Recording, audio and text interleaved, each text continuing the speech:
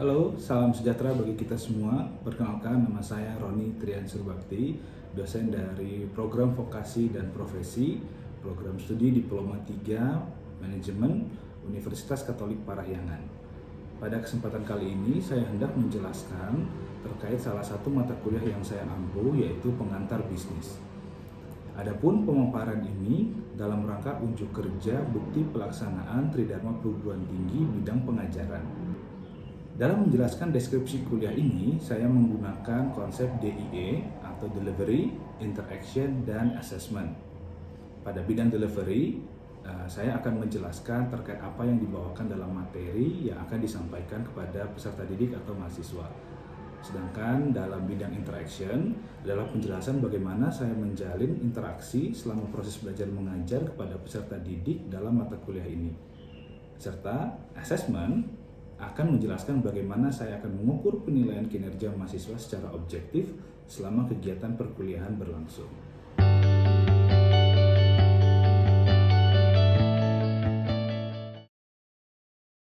Mata kuliah pengantar bisnis adalah mata kuliah pengantar yang komprehensif pada dunia bisnis, yang mencakup berbagai aspek utama dalam lingkungan bisnis, bertujuan untuk memberikan pemahaman-pemahaman dasar dan wawasan yang kuat kepada mahasiswa mengenai konsep-konsep, prinsip, serta isu penting yang terkait dalam bisnis.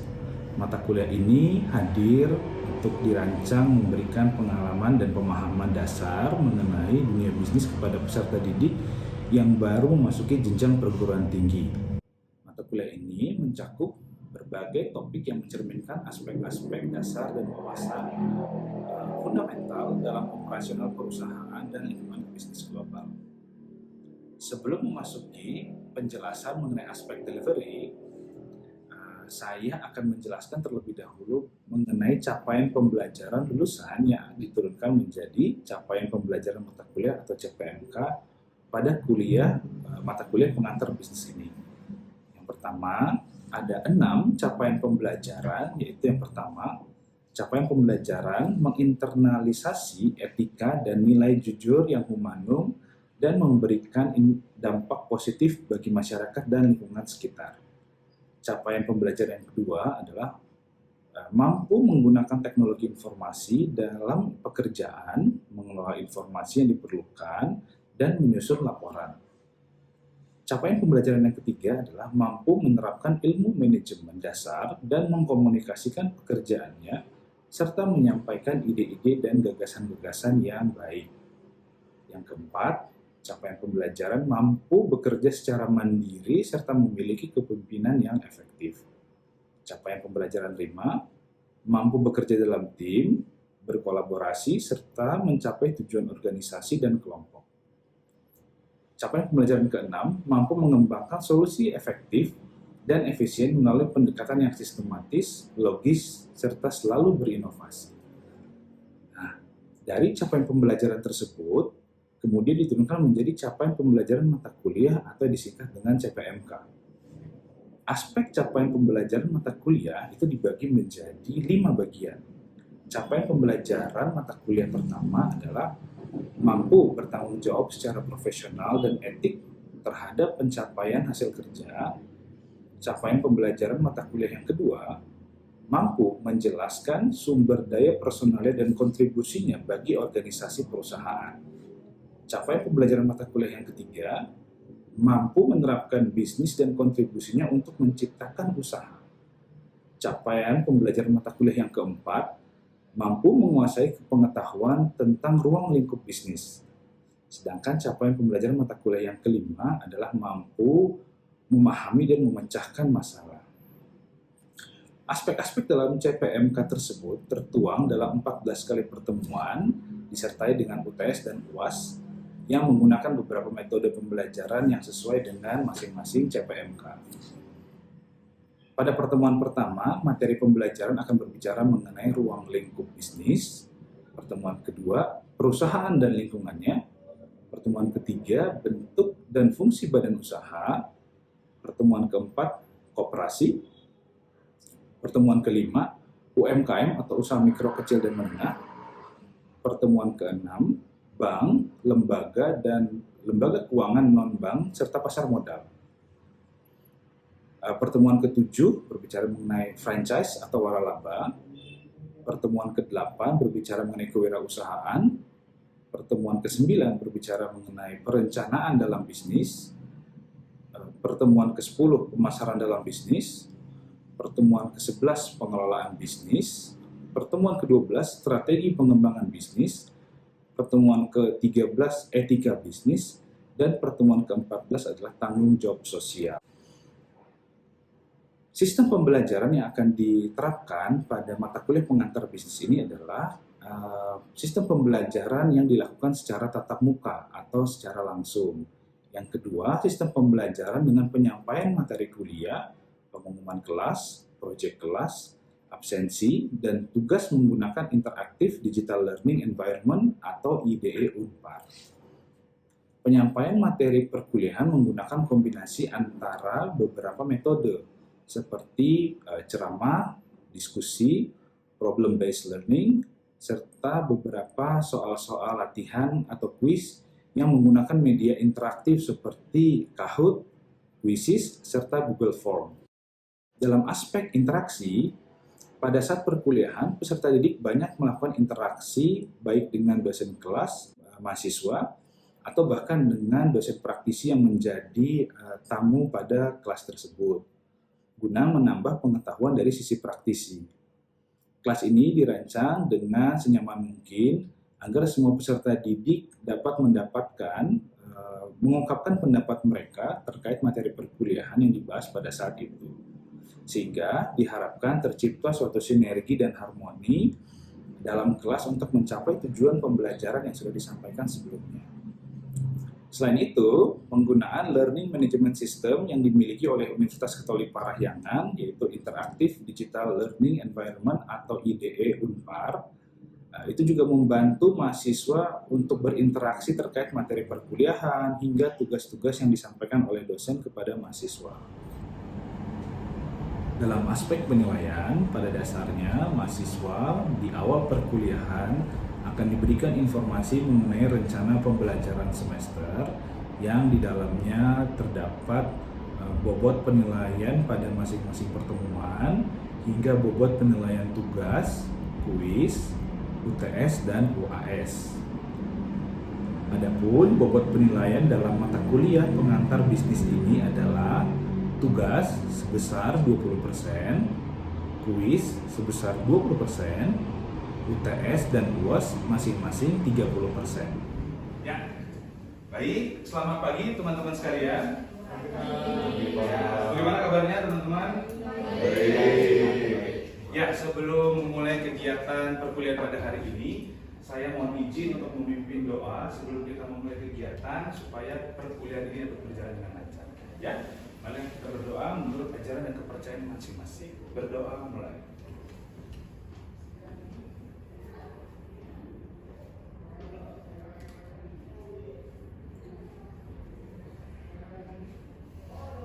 Amin. Baik, topik lingkungan bisnis serta corporate social responsibility. Nah, untuk mempersingkat kita coba langsung. Nah, sebelum mengetahui yang namanya etika bisnis teman-teman, perlu diketahui yang pertama adalah lingkungan bisnis. Jadi dari lingkungan bisnis ini kita bisa ketahui bahwa aspek-aspek apa saja yang terdapat dalam lingkungan bisnis tersebut. Dari slide kita bisa melihat bahwa dalam lingkungan internal aspek-aspek seperti keuangan, SDM, pemasaran, operasional dan informasi, serta aspek manajemen ini berada di dalam lingkungan internal perusahaan atau sebuah bisnis. Nah, teman-teman dibagi menjadi dua lagi ya. Di bagian kedua itu ada lingkungan industri serta lingkungan makro. Saya ingin bertanya terlebih dahulu ke teman-teman, kan sudah belajar di pertemuan sebelumnya, ya kan? Nah, saya ingin mengetahui kira-kira dari lingkungan bisnis yang disampaikan di depan, kira-kira lingkungan bisnis mana yang bisa dikontrol oleh perusahaan? Ingin menjawab? Silakan. Mikro.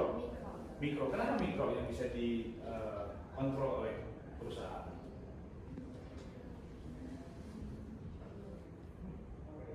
Karena ini kan sifatnya di internal, bisa dikendalikan. Saya mau membuat budgeting sebesar apa, saya mau mengambil kegiatan rekrutmennya seperti apa, itu bisa dikontrol di dalam. Sedangkan yang makro serta lingkungan industri itu punya peranan yang lebih besar lagi. Contohnya apa Pak? Contohnya dalam lingkungan makro kita bicara tentang yang ini ya, ada politik, teknologi, hukum dan budaya, ekonomi serta sosial. Apakah kita bisa mengontrol hal tersebut? Jawabannya kan tidak. Yang kita bisa lakukan adalah menyesuaikan apa yang terjadi di lingkungan makro, kemudian kita sesuaikan dengan aspek yang ada di internal kita. Contohnya apa? Contohnya dari hukum. Dalam beberapa tahun terakhir, kita mengetahui ada yang namanya Undang-Undang Cipta Kerja. Apakah kita bisa mengubah itu? Jawabannya tentu perlu usaha dan kemungkinan besar tidak bisa, karena itu sudah ditentukan oleh pemerintah. Ada aturannya A, B, C. Nah, apa yang harus kita lakukan sebagai seorang yang bergerak di lingkungan bisnis? Ya, kita bisa menyesuaikan tadi lingkungan internal. Bagaimana dari aspek keuangan, apakah ada berdampak, apakah dari perekrutan dari SDM apakah ada dampak, itu yang akan disesuaikan oleh owner atau pemilik bisnis dari skala bisnis yang kita lihat di sini. Ya, oke, saya lanjut dulu.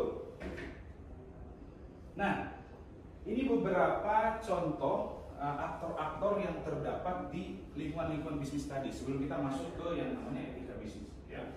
Nah, yang pertama adalah pemasok ke supplier. Supplier itu kalau bisa kita lihat di sini, apa sih yang dilakukan, apa sih yang diharapkan, gitu ya? Kualitas dan harga bahan baku yang disediakan pemasok sangat mempengaruhi kinerja perusahaan. Kualitas menentukan bersaing tidaknya produk suatu perusahaan dan pesaing. Ya. Sedangkan pesaing, kompetisi antara, ya ini contohnya ya, kompetisi antara Rinso dan Soklin dalam segmen deterjen. Ya. Jadi selain tadi lingkungan bisnis yang tadi kita pelajari, ternyata di dalam aspek industri juga itu ada yang namanya pemasok dan kompetitor. Ya, jadi kita harus tahu aktor-aktor yang ada pada sebuah lingkungan bisnis. Tadi kalau kita bicara secara lingkungan ya, lingkungan bisnis itu ada apa saja, kita bisa lihat. Lalu di dalamnya juga ada aktor-aktor yang bermain, yang berperan penting dalam tadi lingkungan bisnis tadi. Ya, ya ini pelanggan atau customer, lalu ada penyedia, sosial politik ya. Ini semua hal-hal atau aktor-aktor yang berada di dalam lingkungan bisnis. Nah, kalau tadi kita sudah mempelajari tentang yang namanya lingkungan bisnis, lalu ada aktor-aktor di dalamnya. Sekarang kita akan coba mempelajari tentang bagaimana sih suatu bisnis itu yang baik itu bisa dijalankan. Tentu ada sesuatu yang disebut namanya adalah etika. Apa itu etika, teman-teman? Etika adalah komitmen untuk melakukan hal yang benar dan menghindari hal yang tidak benar.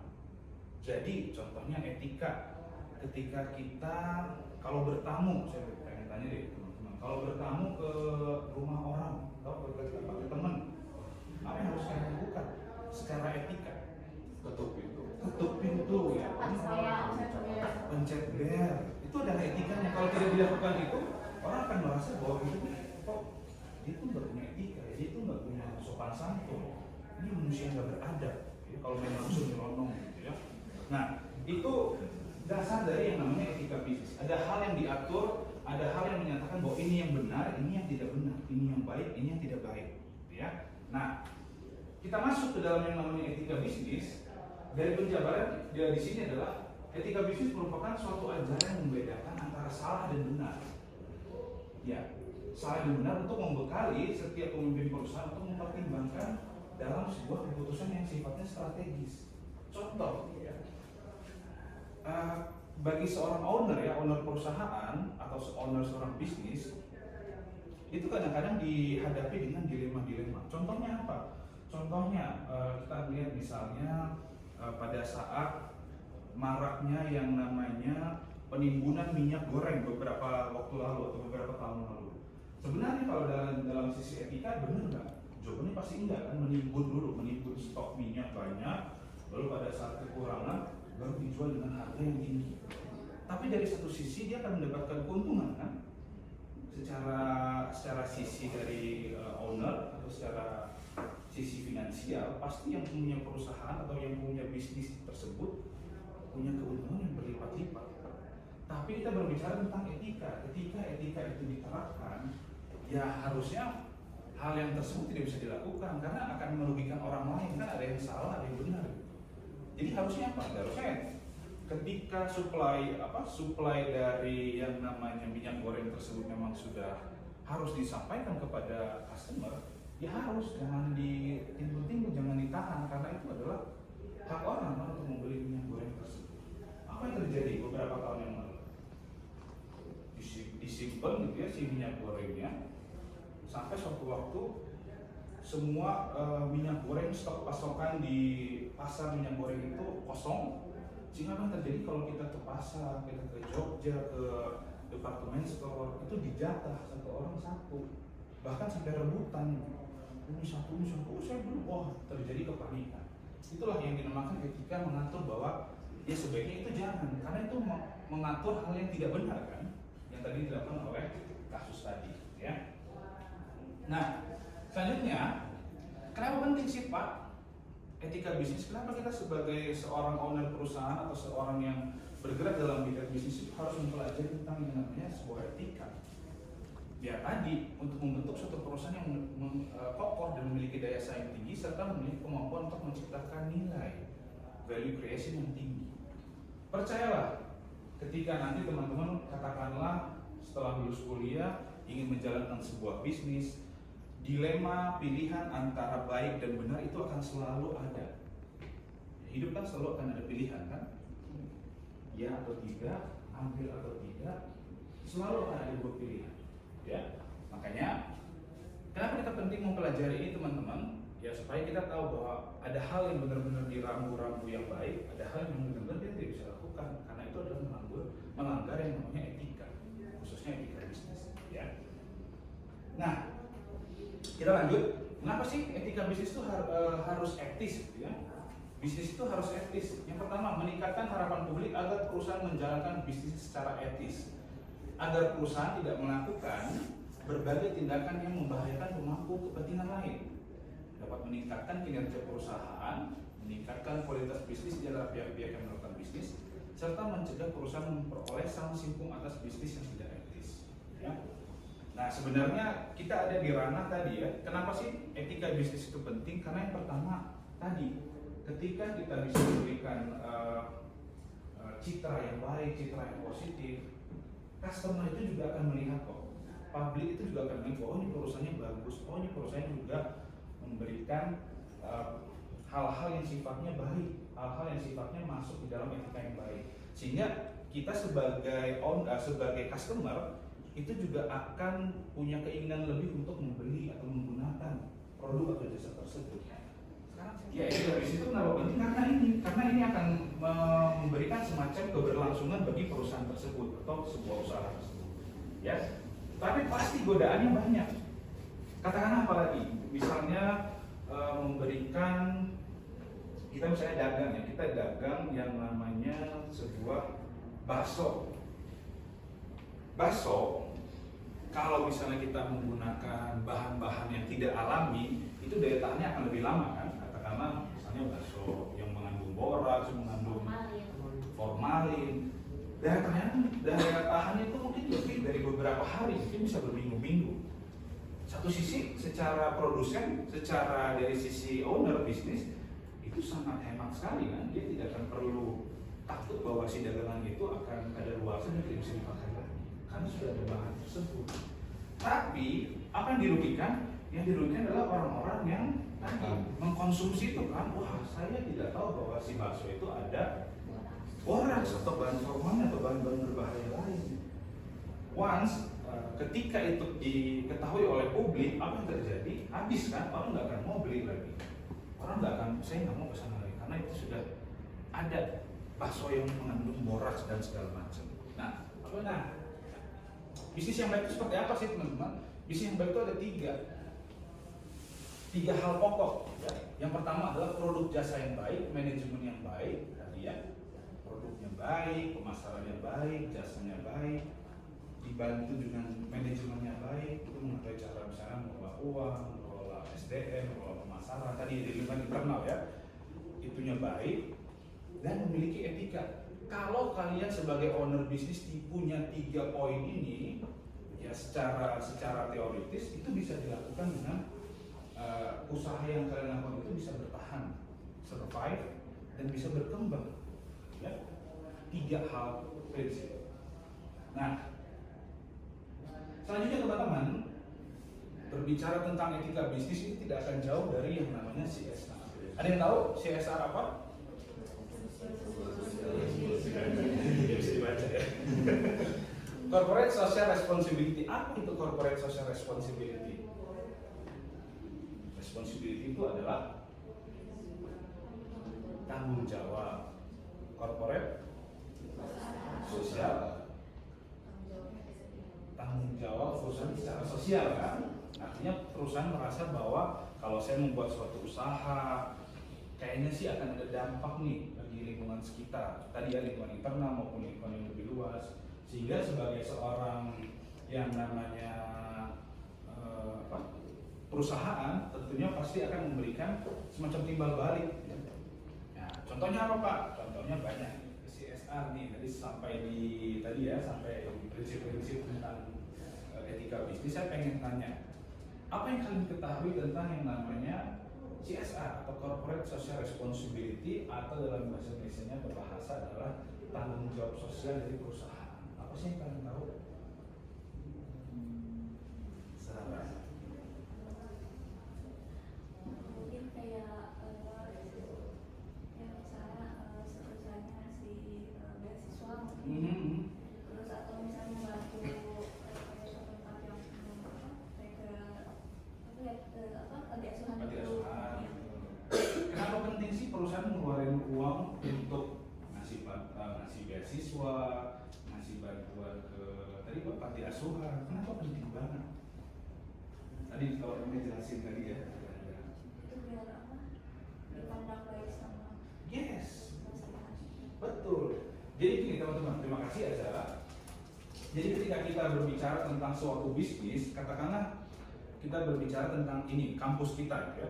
Kampus kita ada di Jalan Cimbluit, kita bangun. Ada nggak dampak positif dan negatifnya terhadap lingkungan sekitar?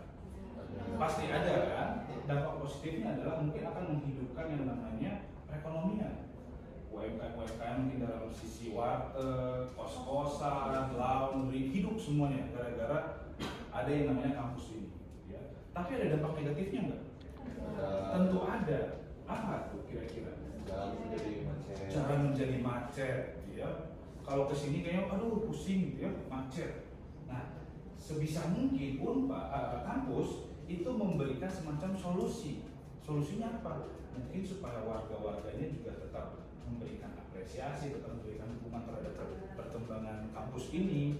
Ya diberikanlah beasiswa untuk warga-warga sekitar Cimbluit, beasiswa untuk mahasiswa yang berprestasi di kampus, sehingga tadi itu sebagai bentuk apresiasi kampus bahwa tadi yang mengapresiasi buat teman-teman yang sudah memilih kampus ini, dan warga-warga sekitar itu akan saling menjaga. Kalau kita memberikan apresiasi kepada warga-warga sekitar, apa yang terjadi? Mereka akan secara sadar dan secara sukarela saya akan jaga di dunia Pak. Kalau ada yang ada masalah, saya akan menjadi orang yang bersikap untuk menjaga nama baik. Karena kita rangkul orang-orang yang berada di sekitar kampus ini. Nah, prinsip yang sama juga diterapkan di CSR, khususnya di perusahaan-perusahaan, supaya tidak terjadi yang namanya pergejolakan. Ya, di perusahaan membuat yang namanya suatu program CSR, tanggung jawab sosial.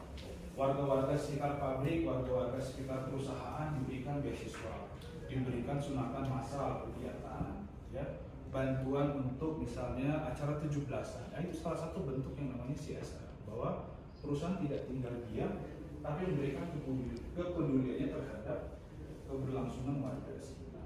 Kalau mereka bersinergi, warganya juga senang ada perusahaan tersebut, perusahaan juga merasa terbantu. Apa yang terjadi? Ada kerjasama ya, sinergi, kolaborasi, perusahaannya makin bagus, warga sekitarnya juga merasa tingkat ekonomi yang bertambah baik, juga merasa lebih terperhatikan. Ya, jadi CSR ini adalah dari sisi positifnya seperti itu, punya dampak positif. Ya. Nah, sekarang saya tanya terakhir nih, ada nggak dampak negatifnya dari CSR teman-teman? Kan ada pro kontra pasti kan. Yang pro tadi bilang CSR itu bagus Pak, CSR itu membantu masyarakat, bla bla bla bla, positif. Kontranya apa? tadi ya, secara kontrak mungkin akan melihat bahwa CSR itu adalah strategi pemasaran, strategi untuk meningkatkan reputasi perusahaan, seperti itu. Jadi itulah yang akan menjadi topik pembahasan kita di pertemuan selanjutnya. Oke. Nah, selanjutnya teman-teman, tugas yang akan teman-teman lakukan adalah, tampaknya senang sekali ya mendapatkan tugas. Tugasnya adalah teman-teman membuat suatu observasi mengenai implementasi program CSR dari sebuah perusahaan atau organisasi di Indonesia. Jadi teman-teman melakukan observasi, ini perusahaannya, organisasinya benar nggak melakukan yang namanya CSR. Prinsip-prinsip apa yang dia lakukan dalam etika bisnis tadi. Ya. Tugas 2, Anda diminta untuk menganalisa secara sederhana mengenai salah satu pelanggaran etika bisnis yang Anda temukan dalam kehidupan sehari-hari. Jadi tadi melihat suatu fenomena bahwa, oh ini ada Pak, saya ketemu bahwa tadi contohnya misalnya trotoar itu harusnya digunakan sebagai akses untuk pejalan kaki, tapi ternyata digunakan untuk jualan gorengan, jualan pecel lele. Nah, kalian observasi, kalian amati, kalian buat laporan. Gitu ya, untuk tugas minggu depan. Oke? Apakah ada pertanyaan untuk tugas dan materi kita pada hari ini? Cukup jelas ya? Cukup jelas. Baik. Ya. Kalau tidak ada pertanyaan atau cukup jelas, kita akhiri perkuliahan kali ini. Saya akan pimpin doa untuk menutup kelas supaya kita bisa melanjutkan kegiatan kita ya. Saya pimpin doa supaya teman-teman bisa menyesuaikan dengan acara masing-masing. Doa dimulai.